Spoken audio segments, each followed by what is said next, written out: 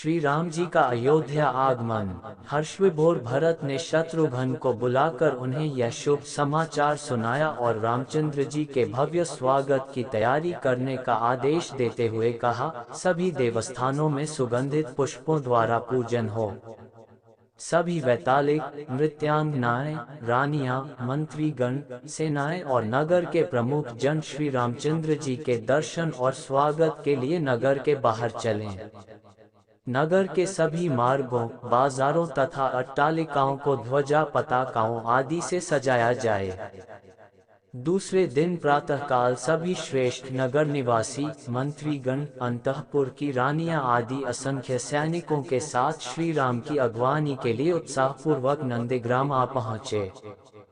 कौसल्या, सुमित्रा, कैकेयी आदि महारानियां अंतःपुरवासी रानियों का नेतृत्व कर रही थीं। सभी के हाथों में रंग बिरंगी पुष्पमालाएं थीं। चीर वस्त्र और कृष्ण मृग चर्म धारण किए भरत मंत्रियों एवं पुरोहितों से घिरे हुए सिर पर चरण पादुकाएं धरे प्रतीक्षा कर रहे थे। तभी दूर से दिव्य पुष्पक विमान आता दिखाई दिया। समस्त उपस्थित पुरवासियों के मन में हर्ष की लहर दौड़ गई और वे रामचंद्र जी का जय जयकार करने लगे। भरत ने आगे बढ़कर अर्घ्यपाद्य आदि से श्री राम का पूजन किया और उनके चरणों में साष्टांग प्रणाम किया। रामचंद्र जी ने आगे बढ़कर उन्हें अपने हृदय से लगा लिया। फिर भरत ने वैदेही के चरण स्पर्श करके लक्ष्मण को अपने हृदय से लगा लिया। इसके पश्चात वे विभीषण, सुग्रीव तथा अन्य वानर वीरों से बड़े प्रेम से मिले। फिर शत्रुघ्न भी सबसे उसी प्रकार मिले जिस प्रकार भरत मिले थे। श्री राम ने तीनों माताओं का पास जाकर बारी बारी से सबके चरण स्पर्श किए। उनका आशीर्वाद ग्रहण करके उन्होंने गुरु वशिष्ठ के पास जाकर उन्हें प्रणाम किया। उधर सब नागरिक उच्च स्वर में उनका अभिनंदन, स्वागत और जय जयकार कर रहे थे। फिर भरत ने चरण पादुकाएं रामचंद्र को पहनाते हुए कहा, प्रभो, मेरे पास धरोहर के रूप में रखा हुआ आपका यह सारा राज्य मैंने आज आपके चरणों में लौटा दिया है। आज मेरा जन्म सफल हो गया। आपके प्रताप से राज्य का कोष, सेना आदि सब पहले से 10 गुना हो गया है।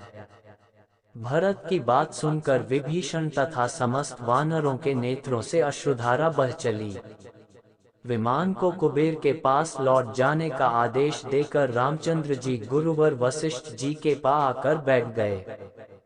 भरत ने विनय पूर्वक श्री राम से कहा, रघुनंदन, अब सबकी यह इच्छा है कि सब लोग आपका शीघ्र से शीघ्र राज्याभिषेक देखें।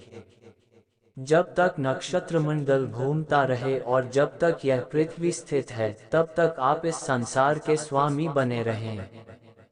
अब आप इस वनवासी के वेश का परित्याग कर राजसी वेश धारण करें।